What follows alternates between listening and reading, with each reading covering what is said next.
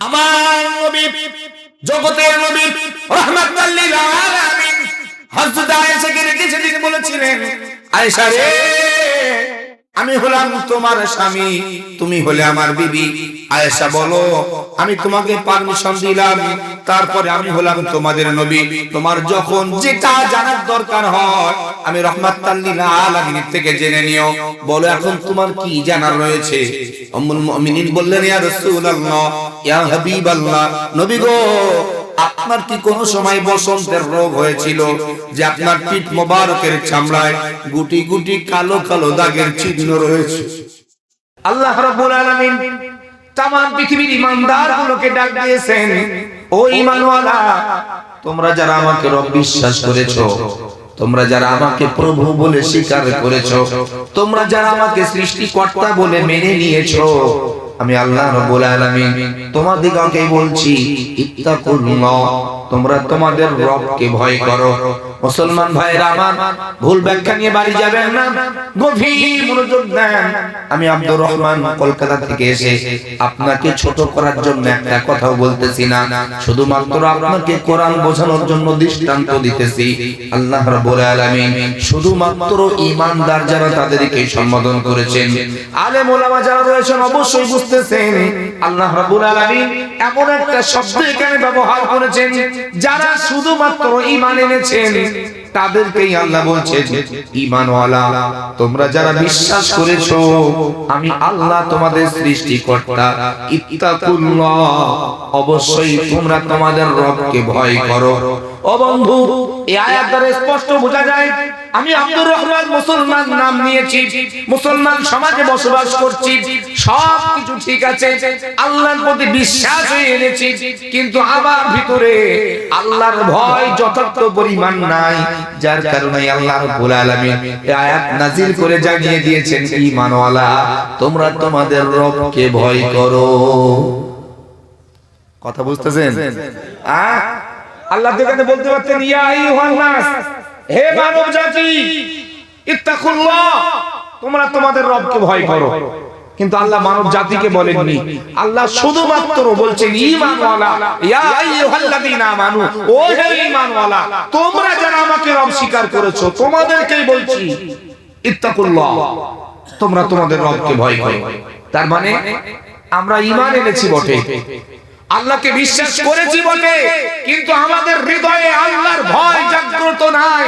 যদি থাকতো আজকের এই বিশ্বে মুসলমান নাম নেওয়ার পরেও, মুসলিম সমাজে বসবাস করার পরেও মুসলমান কোনোদিন সুদের টাকা গ্রহণ করতো না।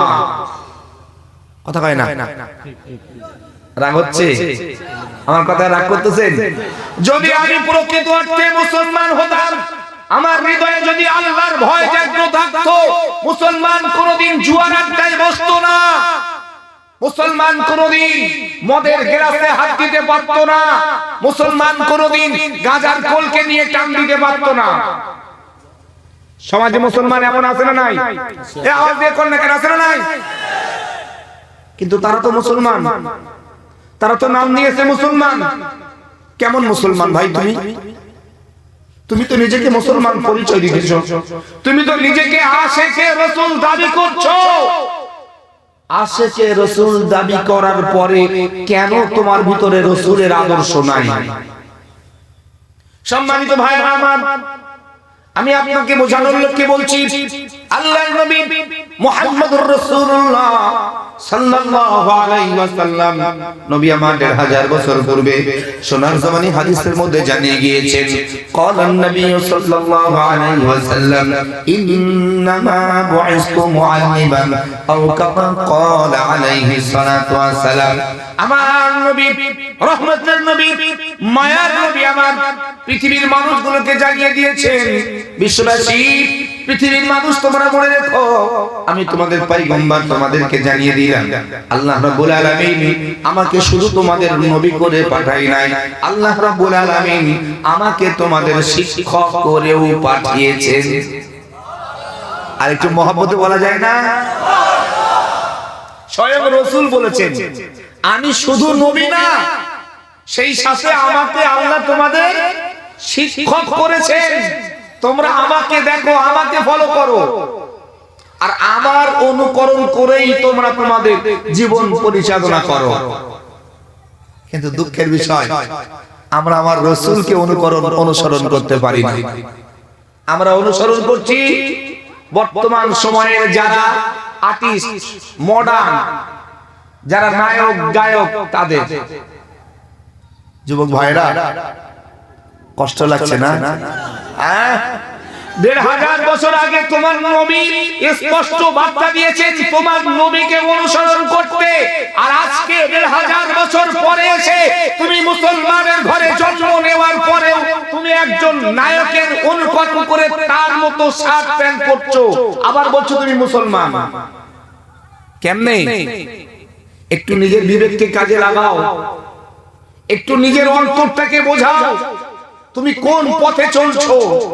তুমি নিজেকে মডার্ন দাবি করছো, একটা বারো কি ভেবে দেখেছো তুমি যে মডার্নের নামে ওল্ডে যাচ্ছ? রাসূল কি করে হয়? রাসূল এসেছেন 570 খ্রিস্টাব্দে, বর্তমান 2000 কত সন? 2026 সন। এই বিগত ১৫০০ বছর প্রায় পিছনে চলে গিয়েছে। আমরা তো জানি পিছন মানে ওল্ড, বর্তমান মানে মডার্ন। তা আপনি আমাদেরকে ওল্ড বলছেন, তার মানে? ভাই একটু আমরা ইতিহাস দেখি।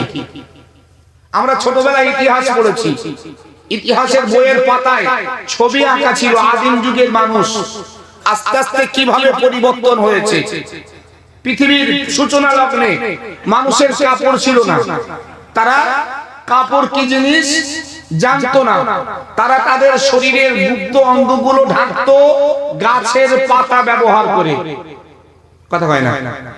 আমাদের আদি পিতা হযরত আদম আলাইহিস সালাম এবং আম্মা জান হাওয়া আলাইহিস সালামকে আল্লাহ যখন জান্নাত থেকে বার করে পৃথিবীতে পাঠিয়েছিলেন, তাদের পরনের পোশাক ছিল না। পৃথিবীতে এসে হযরত হাওয়া আলাইহিস সালাম 5টা পাতা ব্যবহার করেছিলেন। বর্ণনায় এসেছে পিয়ারা পাতার ন্যায় 5খানা পাতা আদম হাওয়া আলাইহিস সালাম তার নিজের শরীরের গোপন অঙ্গগুলো ঢেকেছিলেন, এবং আমাদের আব্বা জান হযরত হাওয়া আলাইহিস সালাম 3টা পাতা ব্যবহার করেছিলেন। যার কারণে পুরুষ মানুষ মারা গেলে কাফনের কাপড় হয়, আর মহিলা মারা গেলে 5টা। তাহলে একদম পৃথিবীর সূচনা লগ্নে মানুষের কাপড় ছিল না, তারা কি ব্যবহার করতো?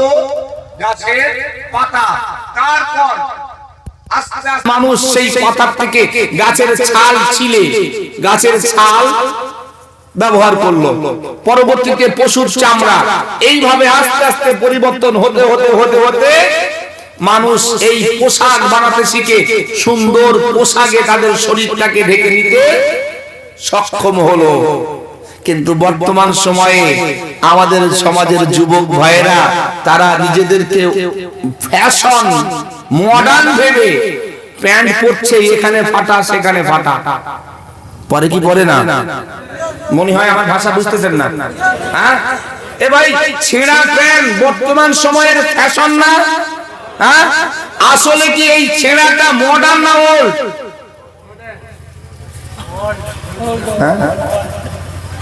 ওল্ডে মানুষের কাপড় ছিল না। আর বর্তমান বিশ্বে যারা আমরা ফ্যাশনের নাম করে মডার্নের নাম করে এই ছেঁড়া কাপড় পরা শুরু করেছি, আগামী দিনে তো টোটাল কাপড় ছাড়া হয়ে যাবে, বলবে এটা আমাদের ফ্যাশন। হ্যাঁ, কথা কয় না? এই একটা কবিতা বলেছিলেন, আমরা একটা কবিতা বলেছিলাম, উলঙ্গ রাজা। রাজার শরীরে কোনো কাপড় নাই, তার রাজ দরবারে সব মানুষজন বলছে আমাদের রাজা এত সুন্দর কাপড় পরেছে যা অনেক দামি, যা বোঝা যায় না শরীরে আছে কিনা। কথা বুঝতেছেন না? এক বাচ্চা ছেলে সে দেখে বলছে রাজা তোর কাপড় কোথায়? রাজার তো আসলে কাপড় নাই, সে তো উলঙ্গ। তো বাচ্চাটা প্রকাশ্যে বলল রাজা তোর কাপড় কোথায়? ফ্যাশনের নাম করে উলঙ্গ হয়েছে।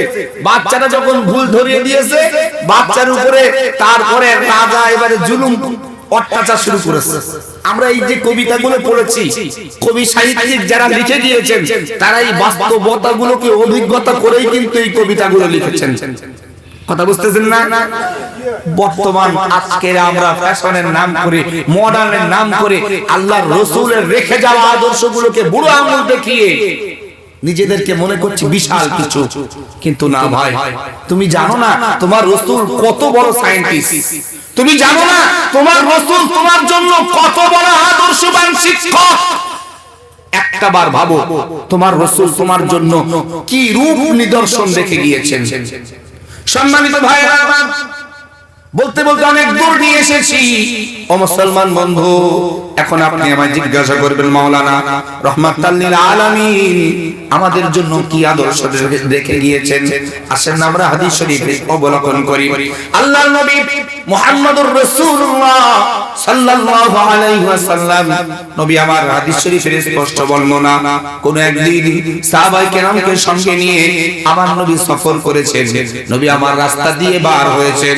বেশ কিছু দূর যাওয়ার পর সাহাবাদেরকে ডাক দিয়েছেন, সাহাবারা আমি মুহাম্মদুর রাসূলুল্লাহ সাল্লাল্লাহু আলাইহি ওয়াসাল্লাম আমি একটু বিশ্রাম করতে চাই, আমি শারীরিকভাবে ক্লান্ত হয়ে পড়েছি। ও সাহাবারা তোমরা একটা তাবু গাড়ার ব্যবস্থা করো, আমি মুহাম্মদুর রাসূলুল্লাহ বিশ্রাম করতে চাই।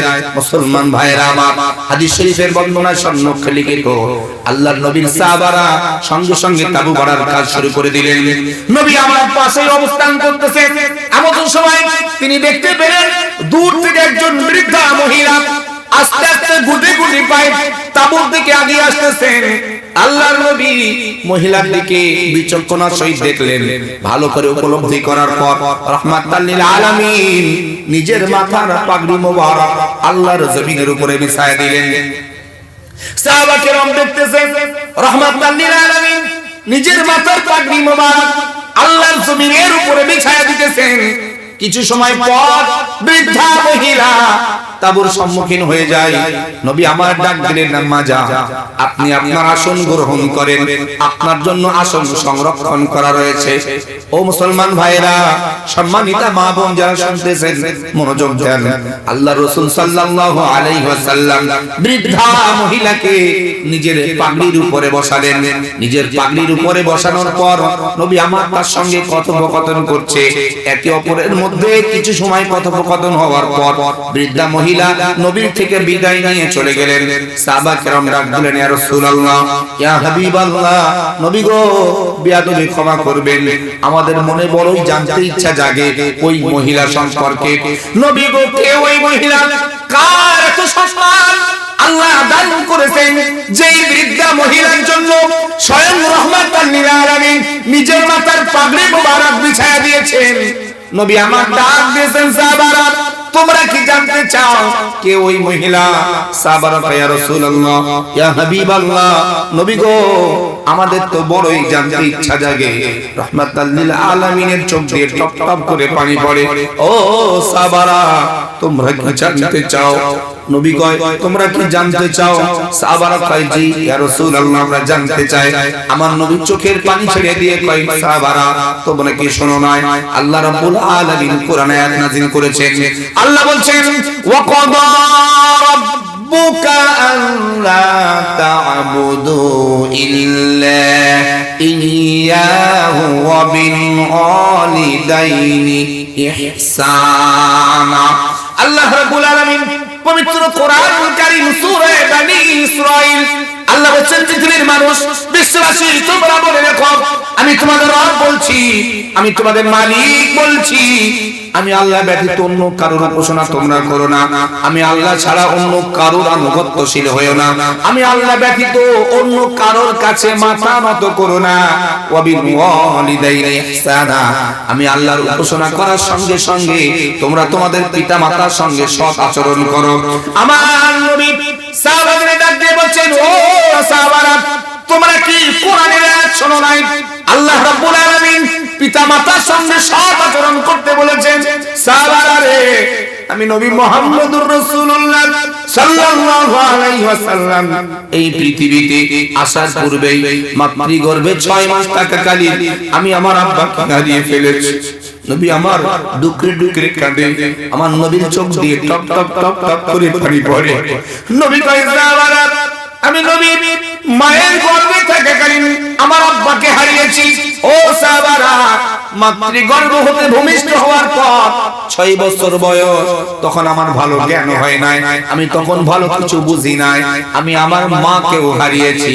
সাহাবারা রে, আমার পৃথিবীতে বাবা নাই মা নাই, আমি নবী কেমনে বাবা মার সেবা করব? এই পৃথিবীতে আমার তো বাবা নাই, আমার মা নাই।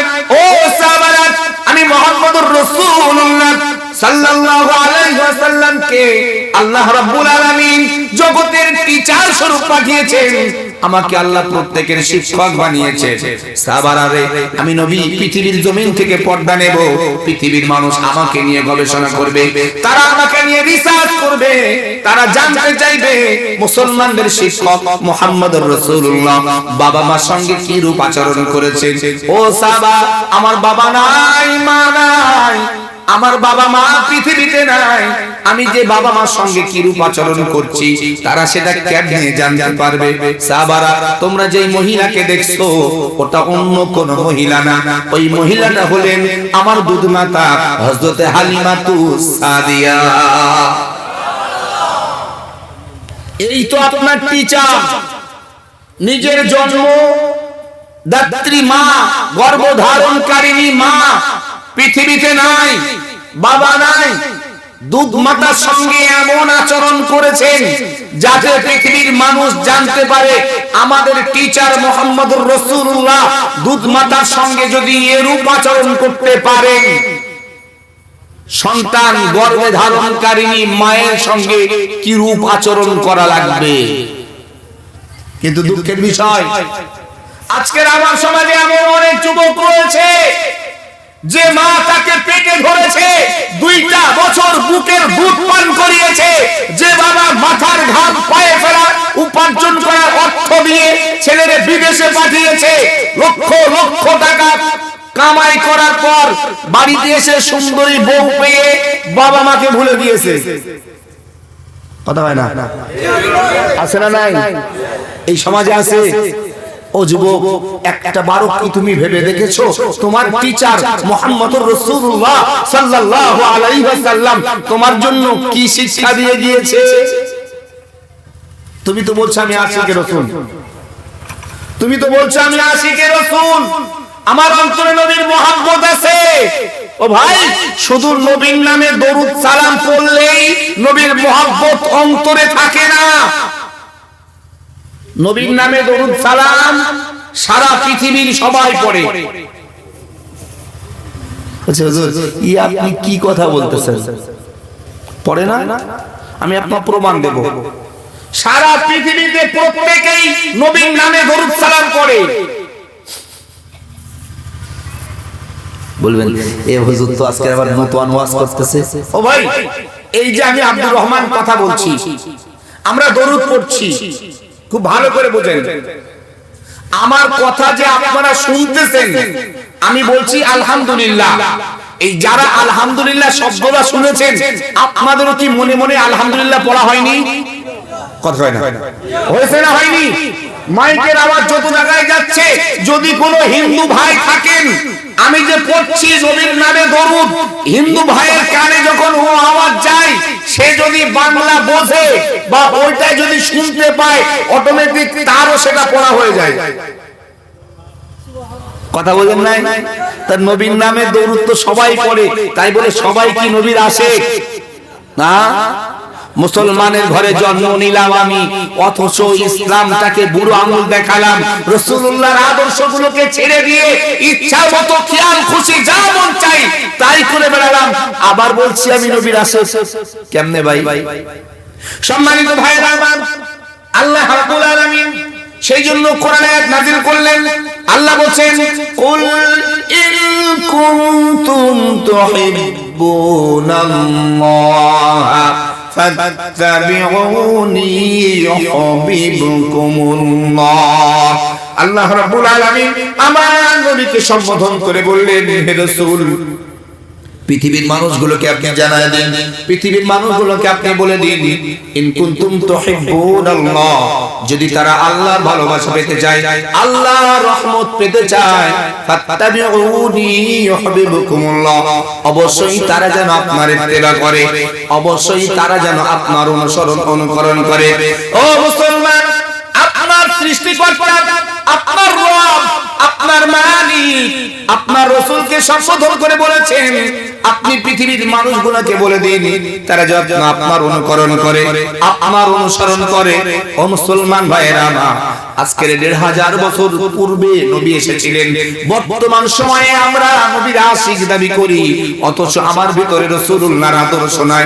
বন্ধুরে, আপনি কি জানেন আপনার নবী কত কষ্ট করে ইসলাম কায়েম করেছেন?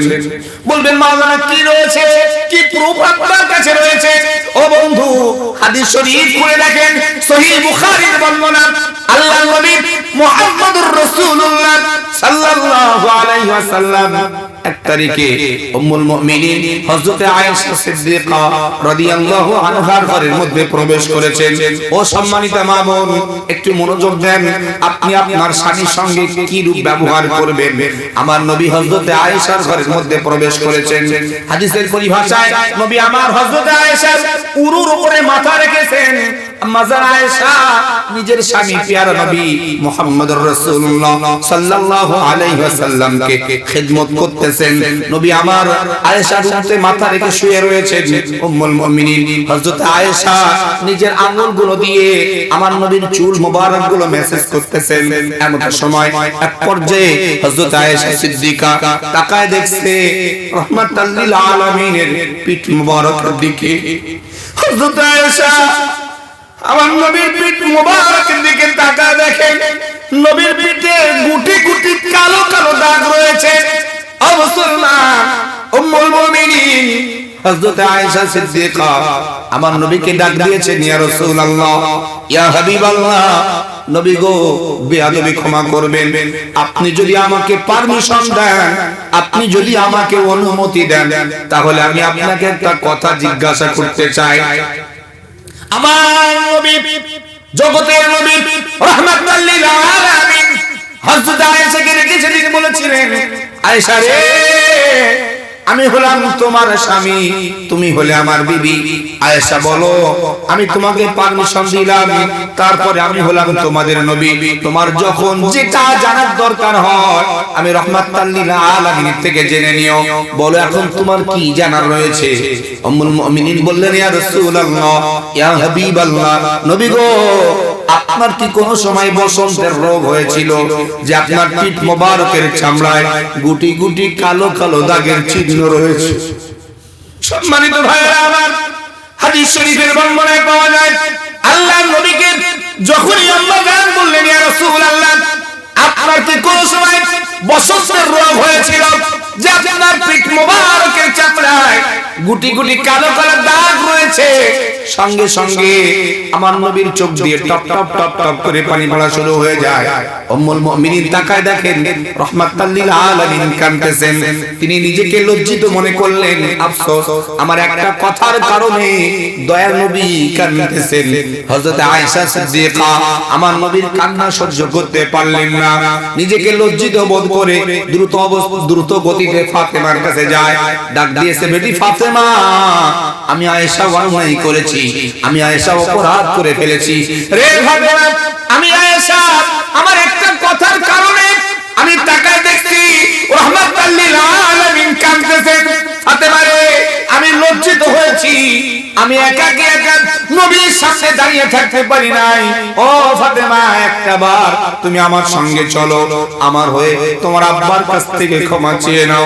আমার কথাই যদি রাহমাতুল লিল আলামিন কষ্ট পান, তিনি যেন আল্লাহর রাস্তায় আমাকে maaf করে দেন। মুসলমান বন্ধু আমার, হযরত ফাতেমা রাদিয়াল্লাহু আনহা হযরত আয়েশার মুখ থেকে বর্ণনা শোনার সঙ্গে সঙ্গে আর বিলম্ব করলেন না, দ্রুত গতিতে নবীর দরবারে হাজির। আসসালামু আলাইকা ইয়া রাসূলুল্লাহ, আসসালামু আলাইকা ইয়া হাবিবাল্লাহ। আব্বা জান, আমি ফাতেমা আপনার সম্মুখে দাঁড়িয়ে গিয়েছি। ও আব্বা জান, আপনার চোখের পানি আমি ফাতেমা সহ্য করতে পারি না, আব্বা জান আপনি চোখের পানি ফেলা বন্ধ করেন, আমি ফাতেমা আপনার সম্মুখে দাঁড়িয়ে গিয়েছি। আমাদের আম্মা আয়েশা, তার দ্বারা যদি আপনি দুঃখ পেয়ে থাকেন, আয়েশার কথায় আপনি যদি ব্যথা পেয়ে থাকেন, আমি ফাতেমা আয়েশার হয়ে আপনার কাছে ক্ষমা চাইতেছি। আপনি আমাদের আম্মা জান আয়েশাকে maaf করে দেন। মুসলমান বন্ধু আমার, হযরতে ফাতেমা আমার নবীর কাছে আরজ করতেছেন। একটু দূরে উম্মুল মুমিনিন হযরতে আয়েশা বাচ্চা শিশুর মতো ডুকরে ডুকরে কাঁদতেছে। আমার নবী রাহমাতুল লিল আলামিন, দয়ার নবী আমার ফাতেমার কথা শোনার সঙ্গে সঙ্গে অশ্রুসিক্ত নয়ন দুটো মেলালেন, তাকায় দেখছে হযরতে আয়েশা বাচ্চা শিশুর মতো ডুকরে ডুকরে কাঁদে। নবী ডাক দিয়েছে, আয়েশা, ও আয়েশা তুমি কান্না বন্ধ করো, আমি নবী তোমার কান্না যে সহ্য করতে পারি না। উম্মুল মুমিনিন ডাক দিলেন, ইয়া রাসূলুল্লাহ আপনি কেন কাঁদতেছেন? আমি বুঝি আপনার সঙ্গে বেয়াদবি করে ফেলেছি? আমার নবী ডাক দিয়েছে, ফাতেমা রে, ও আয়েশা, ফাতেমা শোনো, আমাকে আয়েশা বিন্দু মাত্র কষ্ট দেয় নাই। ও ফাতেমা, আমি নবী আয়েশার কথাই রাগান্বিত হই নাই, আমি নবী আয়েশার কথাই দুঃখ পাই না। উম্মুল মুমিনিন বললেন, ইয়া রাসূলুল্লাহ, ইয়া হাবিবাল্লাহ, তাহলে কেন আপনার চোখ দিয়ে পানি পড়ে? আমার নবী ডাক দেয়া কয়, আয়েশা রে, একটু আগে তুমি আমার যেই প্রশ্ন করেছো, যেই কথাটা জিজ্ঞাসা করেছো, সঙ্গে সঙ্গে ওই কথাটা আমার কানে আসার সঙ্গে সঙ্গে আমার একটা করুণ দিনের কথা মনে পড়ে গিয়েছে, যার জন্য আমি নবী আমার চোখের পানি ধরে রাখতে পারি নাই। হযরত আয়েশা সিদ্দিকা বলেন, ইয়া রাসূলুল্লাহ, ইয়া হাবিবাল্লাহ, নবী গো, কোন দিনের কথা আপনার মনে পড়েছে যে আপনি আপনার চোখের পানি ধরে রাখতে পারলেন না? আমার নবী ডাক দিয়ে বলছেন, ও আয়েশা, তুমি যে আমার পিঠের দাগগুলো দেখে আমার জিজ্ঞাসা করেছিলেন, ইয়া রাসূলুল্লাহ আপনার কি কোনো সময় বসন্তের রোগ হয়েছিল যে আপনার পিঠ মোবারকের চামড়ায় গুটি গুটি কালো কালো দাগের চিহ্ন রয়েছে? ও ফাতেমা, ও আয়েশা, তোমরা শুনে রাখো, আমি নবী মুহাম্মদুর রাসূলুল্লাহ সাল্লাল্লাহু আলাইহি ওয়াসাল্লাম, আল্লাহ রাব্বুল আলামিন আমাকে কোনদিন বসন্তের রোগ দেয় নাই। আমার পিঠে যে দাগগুলো তোমরা দেখতেছো, এইগুলো বসন্তের রোগের দাগ না রে আয়েশা, এই দাগগুলো হলো তায়েফের মানুষের পাথরের আঘাতের দাগ। আমার নবী ডুকরে ডুকরে কাঁদে, হযরত ফাতেমা আয়েশা কাঁদতেছে। নবী বললেন, আয়েশা, আমার পিঠের যে দাগগুলো দেখতেছো, ওগুলো বসন্তের রোগের দাগ না রে আয়েশা, ওই দাগগুলো তায়েফের মানুষের আঘাতের দাগ। হযরত ফাতেমা আমার নবীকে ডাক দিয়ে বললেন, আব্বা জান, তায়েফের মানুষ কেন আপনাকে আঘাত দিয়েছিল, যার কারণে এখনো আপনার শরীরে তার চিহ্ন বিদ্যমান? আমার নবী ডাক দিয়ে কয়, বেটি ফাতেমা, ও আয়েশা শোনো, আমি নবী মুহাম্মদুর রাসূলুল্লাহ সাল্লাল্লাহু আলাইহি ওয়াসাল্লাম, আল্লাহ রাব্বুল আলামিন আমাকে নবুয়ত দান করেছেন। নবুয়ত দান করার পর আমার উপরে অর্ডার আসে দ্বীন প্রচারের জন্য, ইসলাম প্রচারের জন্য। ও আয়েশা, ও ফাতেমা, আমি নবী দ্বীন প্রচারের জন্য আল্লাহর তাওহীদ একত্ববাদের সাক্ষ্য নিয়ে তায়েফের জমিনে গিয়েছিলাম। তায়েফের মানুষগুলোরে ডেকে ডেকে বলতেছিলাম, ও তায়েফের মানুষেরা, আল্লাহকে এক বলে স্বীকার করে নাও এবং আমি মুহাম্মদুর রাসূলুল্লাহ সাল্লাল্লাহু আলাইহি ওয়াসাল্লাম আল্লাহর পাঠানো পয়গম্বর, এর প্রতি বিশ্বাস আনয়ন করো। আয়েশা রে, একদিন না, দুদিন না, একাধারে তিনটা দিন আমি নবী তায়েফের মানুষের কাছে দাওয়াত দিয়েছিলাম। 3 দিন যাবত দাওয়াত দেওয়ার পরেও একজন তায়েফের মানুষ আমাকে নবী বলে বিশ্বাস করে নাই, আল্লাহকে রব বলে স্বীকার করে নাই। ও আয়েশা, 3 দিন পর আমি নবী যখন তায়েফ থেকে ফিরে আসি, মুসলমান ভাইরা আমার, আমার নবী ডুকরে ডুকরে কাঁদে, চোখ দিয়ে অঝর নয়নে পানি ঝরে। নবী বলতেছেন, আয়েশা রে, 3 দিন পর আমি নবী তায়েফ থেকে ফিরে আসতেছিলাম, এমতো সময় হঠাৎ করে তায়েফের মানুষগুলা রাস্তার পাথরগুলো তুলে আর আমি নবী আমার শরীরের দিকে নিক্ষেপ করা শুরু করে। আয়েশা রে, সেদিন তারা এত পাথর নিক্ষেপ করেছিল, আমার গোটা শরীরের চামড়াগুলো ক্ষত বিক্ষত হয়েছিল। আমি নবী আমার শরীর থেকে রক্ত ঝরেছিল। আমি নবী তায়েফে বেহুশ হয়ে পড়ে গিয়েছিলাম। হযরতে ফাতেমা আর উম্মুল মুমিনিন আয়েশা শুনতেছেন। হযরত আয়েশা বলেন, ইয়া রাসূলুল্লাহ, ইয়া হাবিবাল্লাহ, বেঈমানরা আপনার উপরে জুলুম করেছে, তায়েফের মানুষ আপনারে পাথর দিয়ে আঘাত করে রক্তাক্ত করেছে, আল্লাহ বুঝি কোনো সাহায্য আপনার জন্য পাঠায় নাই। আমার নবী সঙ্গে সঙ্গে বললেন, আয়েশা রে, কি বলো? সঙ্গে সঙ্গে আল্লাহর সাহায্য আমি নবী মুহাম্মদুর রাসূলুল্লাহর প্রতি এসেছিল। ও আয়েশা, তায়েফের মানুষগুলো আমারে রক্তাক্ত করেছে, বেহুশ করে দিয়েছে। আমি নবী আল্লাহর জমিনে বেহুশ হয়ে পড়ে গিয়েছি। সঙ্গে সঙ্গে আল্লাহর ফেরেশতা জিবরাইল আমিন আমার কাছে চলে আসে। ওগো আল্লাহর রাসূল, একটা বার আপনি অনুমতি দেন, উহুদ পাহাড়টাকে তুলে এনে তায়েফের মানুষগুলোকে চাপা দিয়ে শেষ করে দেই। আয়েশা রে, আমি রাহমাতুল লিল আলামিন সেদিন জিবরাইলকে ডেকে ডেকে বলেছিলাম, ভাই জিবরাইল, আজকের তায়েফের মানুষগুলা আমাকে চিনতে পারে নাই, ভুল বুঝেছে, তারা আমাকে আঘাত করেছে, রক্তাক্ত করেছে, বেহুশ করেছে। ও ভাই জিবরাইল, এই সাজা হিসাবে যদি তাদেরকে মৃত্যুদণ্ড দিয়ে দেওয়া হয়, আয়েশা শোনো, আমি জিবরাইলকে সেদিন বলেছিলাম, জিবরাইল, আজকের তায়েফের মানুষের যদি মৃত্যুদণ্ড হয়, কালকে আর এক জায়গায় দাওয়াত দিতে যাব, তারাও যদি বিশ্বাস না করে, তাদেরকেও যদি মৃত্যুদণ্ড দেওয়া হয়, এমনি ভাবে গোটা পৃথিবীর মানুষকে যদি মৃত্যুদণ্ড দেওয়া হয়, পৃথিবীর মানুষ যদি শেষ হয়ে যায়, আমার আল্লাহ রে আল্লাহ বলে কে ডাক দিবে? ও আয়েশা, আমি নবী মুহাম্মদুর রাসূলুল্লাহ সাল্লাল্লাহু আলাইহি ওয়াসাল্লাম সেদিন জিবরাইলকে ডেকে ডেকে বলেছিলাম, ও ভাই জিবরাইল, আজকের তায়েফের মানুষেরা আমারে আঘাত করেছে, কষ্ট দিয়েছে, রক্তাক্ত করেছে, বিনিময়ে আমি রাহমাতুল লিল আলামিন তাদের জন্য আল্লাহর দরবারে হেদায়েতের দোয়া চাই। আর চিৎকার দিয়ে বলেন সুবহানাল্লাহ, নারে তাকবীর,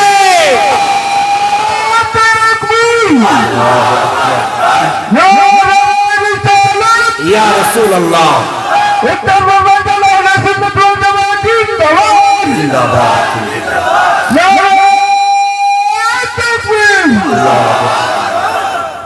সম্মানিত ভাইরা, সেই রাসূল তো আপনার টিচার, যিনি নিজে রক্তাক্ত হয়েছেন, বেহুশ হয়েছেন শুধুমাত্র ইসলামকে কায়েম করার জন্য,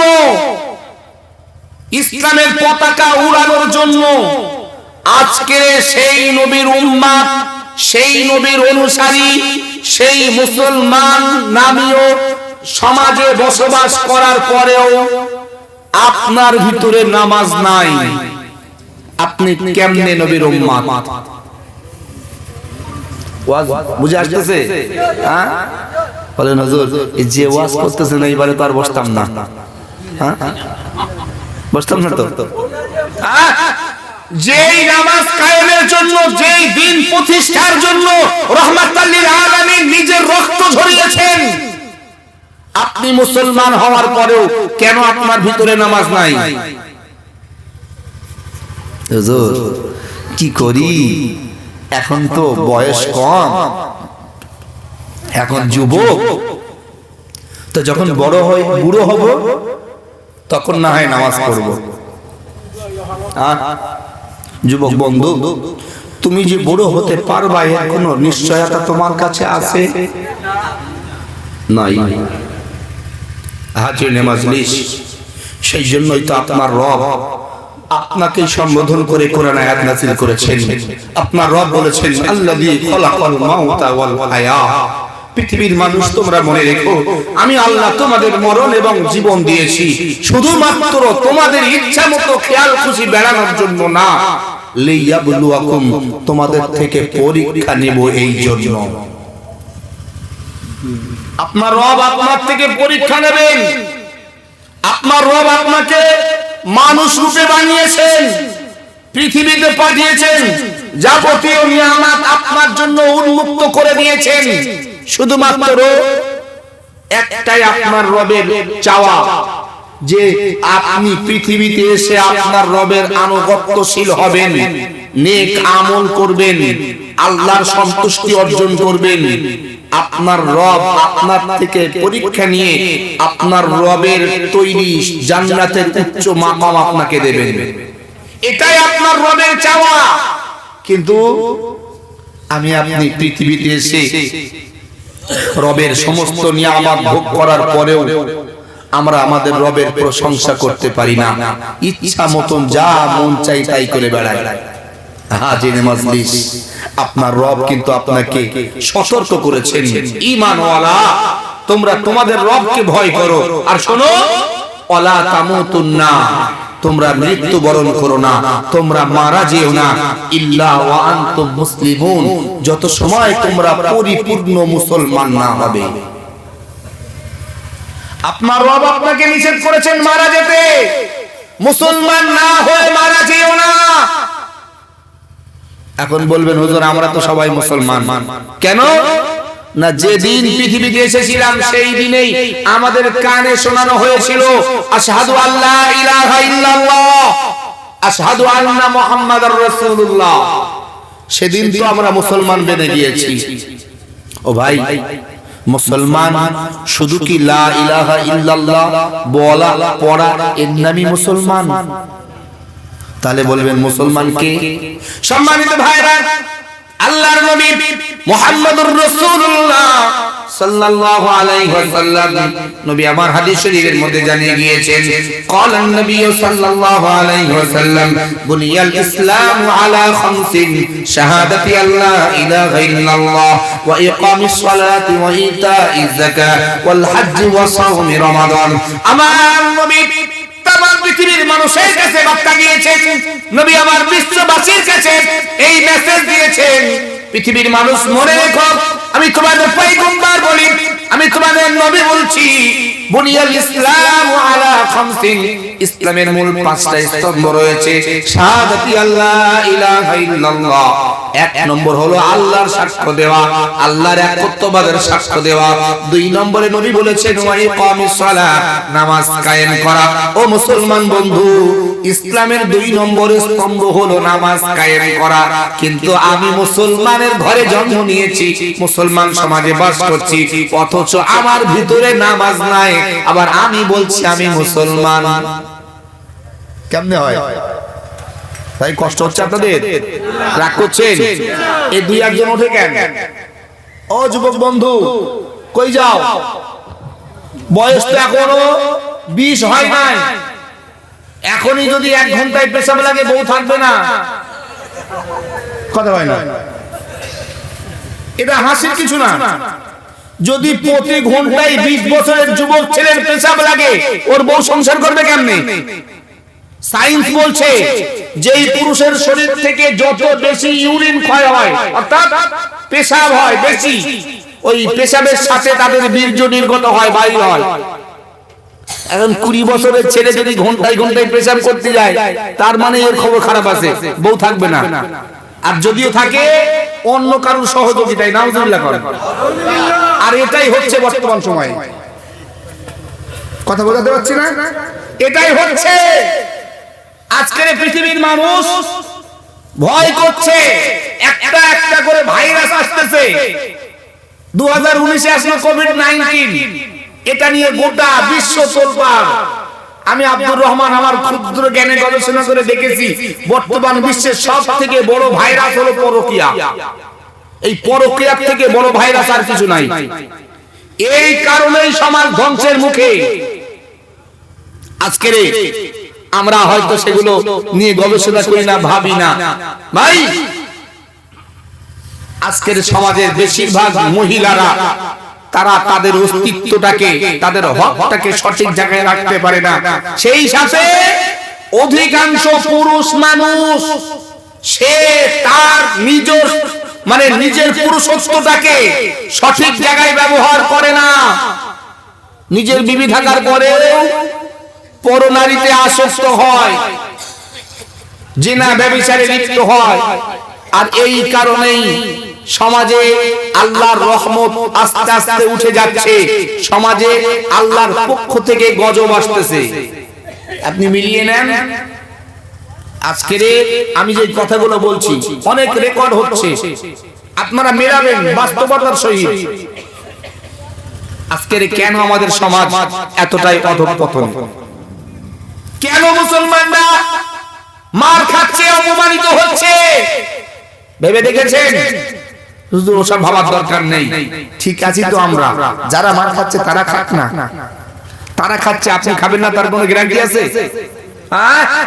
আজকের গোটা আসামব্যাপী উচ্ছেদ চলছে, উচ্ছেদ অভিযান আপনারা শুনছেন না? ঘর বাড়ি বুলডোজার দিয়ে ভেঙে চুরমার করে দিচ্ছে। মিয়া ভাই রাখা যাবে না, এদেরকে তাড়াতে হবে। কেন? আপনি বলছেন আপনার দেশের, আপনার রাজ্যের সরকার আপনার উপরে জুলুম করছে, সরকারকে দোষারোপ করছেন। আপনি নিজেকে নিয়ে একবারও ভেবেছেন আপনি কোথায় আছেন? আজকে কেন আপনার দিকে তারা আঙুল দেখাবে? ইতিহাস খুঁজে দেখেন। বড় বড় ওলামায়ে কেরাম, পীর আউলিয়া বুজুর্গদের দিনের চেহারা দেখে বেঈমানরা ঈমান কবুল করেছে। আর আজকে কেন আপনাকে তাড়াচ্ছে? এটা নিয়ে গবেষণা করেছেন? করেন নাই। এই গবেষণা করার সময় তো আপনার নাই। ইসলামের ইতিহাস খোঁজেন। পৃথিবীর ময়দানে সর্বপ্রথম অন্যায়ের বিরুদ্ধে সত্যের পক্ষে যে যুদ্ধ হয়েছিল, সেই যুদ্ধটার নাম হলো বদর।